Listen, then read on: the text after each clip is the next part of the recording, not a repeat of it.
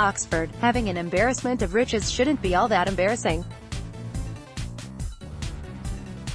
A preseason top 10 program coming off a 2018 season where the team qualified for the postseason as a national seed, Ole Miss baseball returns the core of its lineup for 2019.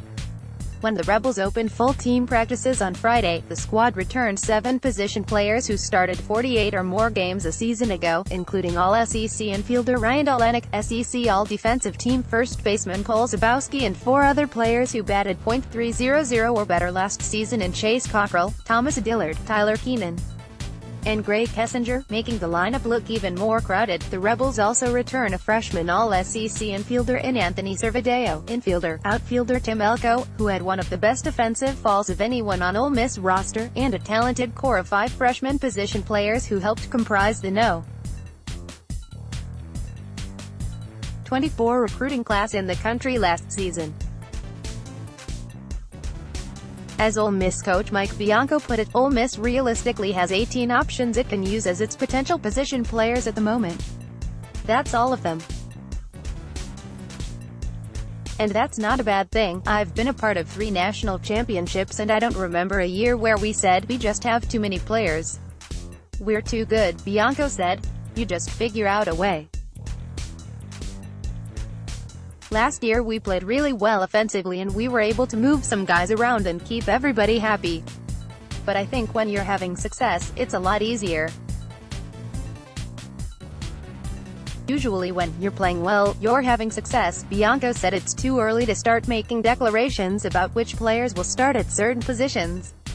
Rather, the practices between now and the season opener on Feb. 15 will be used to identify which players are capable and deserving, rather than squishing them into a role before the role has presented itself. Still, what happens with Servideo and Elko will be an interesting dynamic. Both are natural infielders who have been asked to work some in the outfield leading up to this season. A smooth-gloved middle infielder, Servideo said he hasn't played outfield in a game since he was 10 years old, and the 6'4" Elko hasn't spent much time in the outfield since high school. Outfield is where the reps are likely going to be most available. With center fielder Will Golson moving on to the pros and corner outfielder Thomas Dillard likely to be called upon more at catcher after Nick Forte's departure, Ole Miss outfield should look different in 2019. Does this mean guys like Servideo and Elko will play their out-of-position full-time? Maybe not. Servideo started 15 games last year, most of which were toward the end of the season, and should be considered a serious option at second base if he can beat out returning starter Jacob Adams. And if Servideo can hit the way he did in the second half of 2018, when he improved from batting .175 in his first 19 games to batting .280 in his last 14, there's a serious chance of that happening.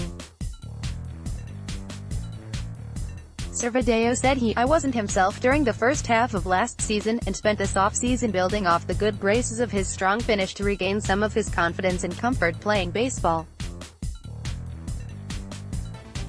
Some of that comfort has extended to playing more reps in the outfield, as has been the case with Elko. All said though, Ole Miss won't have an idea of what its starting lineup is going to look like until it has to post one.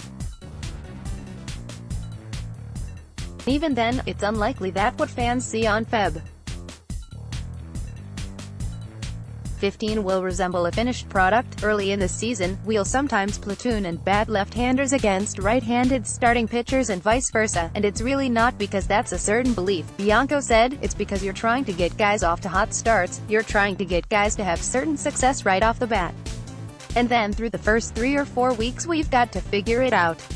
The same is on the pitching side. By the time we get to Alabama, we'll have the best team that we can out there.